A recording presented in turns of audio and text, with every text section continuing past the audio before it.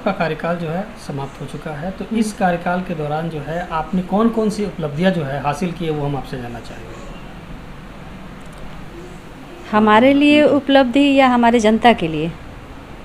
हमारे लिए उपलब्धि ये है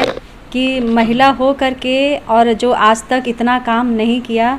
वो हम अपने वार्ड में अपने जनता के लिए किए, तो हमारे लिए भी उपलब्धि है, हमारे जनता के लिए उपलब्धि है कि इतना सारा काम धरातल पर ले आए और लड़ाई करके भी, प्रेम से भी, जैसे भी हो, हम अपने जनता के लिए बहुत सारा काम किए हैं। जनता संतुष्ट है, ये हमारे लिए उपलब्धि है।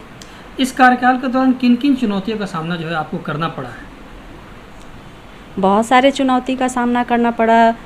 17 में जब चुनाव था तो बहुत लोग कहा जो महिला घर में रह रही है वो काम क्या करेगी, उसको जानकारी क्या है, तो ये चुनौती था हमारे लिए था चुनौती कि हमको हद से ज़्यादा काम करना है, लोग को साबित करना है कि हम कर सकते हैं हर काम को, तो ये साबित किए, हमारे लिए चुनौती था ये। और सब लोग कहते भी हैं कि इतना काम कोई नहीं किया है, इतना किसी का पहचान नहीं है, जो बच्चा से हर लोग हमारे वार्ड के ही नहीं बाहर के लोग भी पहचानते हैं, तो ये हमारे लिए उपलब्धि है और चुनौती को हमने अच्छे से आगे बढ़ के दिखाया कि हाँ। समाज का खास तौर पे वो वर्ग जो सीधे तौर पे सरकार के द्वारा योजनाओं पे निर्भर करता है, उसकी संख्या कितनी घटी या बढ़ी है हम आपसे जानना चाहेंगे आपके वार्ड में। हमारे वार्ड में सरकार के द्वारा कच्ची नाली गली हुआ, हर घर नल जल हुआ काम, जल जीवन हरियाली के तहत काम हुआ, जितना भी कुआं था सब जगह बनाया गया, सब जगह पाइपलाइन विस्तार हुआ, कच्ची नाली गली रोड हर जगह बना, तो ये सब सरकार के द्वारा जो योजना था उसे धरातल पे लाया गया। और बाकी निगम का जो काम है साफ़ सफाई वो नियमित चल रहा है हर समय। सालों में पटना नगर निगम की बात कर रहे हैं, सिर्फ आपकी वार्ड की बात नहीं कर रहे हैं। पूरे पटना में विकास हुआ है और पूरे पटना नगर निगम में जो 72-75 वार्ड हैं सब में काम हुआ है बराबर, चाहे वो कच्ची नाली गली हो, चाहे जल नल योजना हो, या फिर नगर निगम से जो भी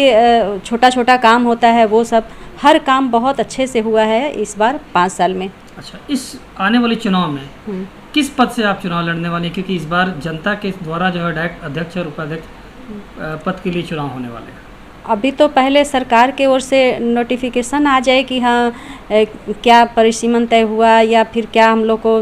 तभी हम बता पाएंगे कि पार्षद का चुनाव लड़ रहे हैं कि मेयर का। अभी पार्षद के ही हम चुनाव लड़ेंगे, लेकिन आगे का नहीं बता सकते, हो सकता है मेरा मन बन जाए। अच्छा, तो आगामी चुनाव को लेकर के अपने वार्ड की संख्या से क्या कहना चाहेंगे, जनता से क्या कहना चाहेंगे? जनता को ये विश्वास दिलाना चाहेंगे कि जनता ही, और चाहे मीडिया बंधु हो, सब लोग यही सोच रहे हैं कि पार्षद का अब पावर नहीं रहा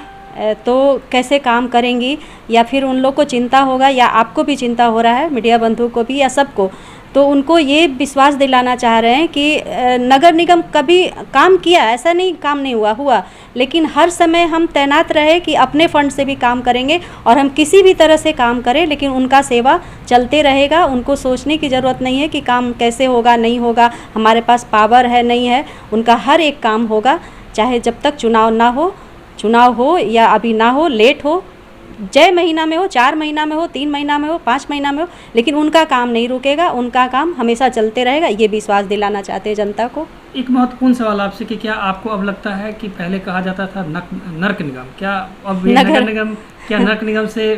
बहुत बेहतर हुआ है? आप भी देख सकते हैं कि कहीं भी कचरा नहीं लगा रहता है, डोर टू डोर कचरा लिया जा रहा है, कहीं पे भी जो कचरा थोड़ा सा भी जमाव होता है तुरंत हट जाता है। एक कंप्लेन पे भी, चाहे झुंगी झोपड़ी हो, चाहे बड़ा बिल्डिंग हो, चाहे अपार्टमेंट हो, कहीं से फ़ोन आता है तुरंत कचरा हट जाता है, रोड पे भी कचरा नहीं दिखता है, तो ये तो दिख रहा है काम। धन्यवाद, आपका भी बहुत बहुत धन्यवाद।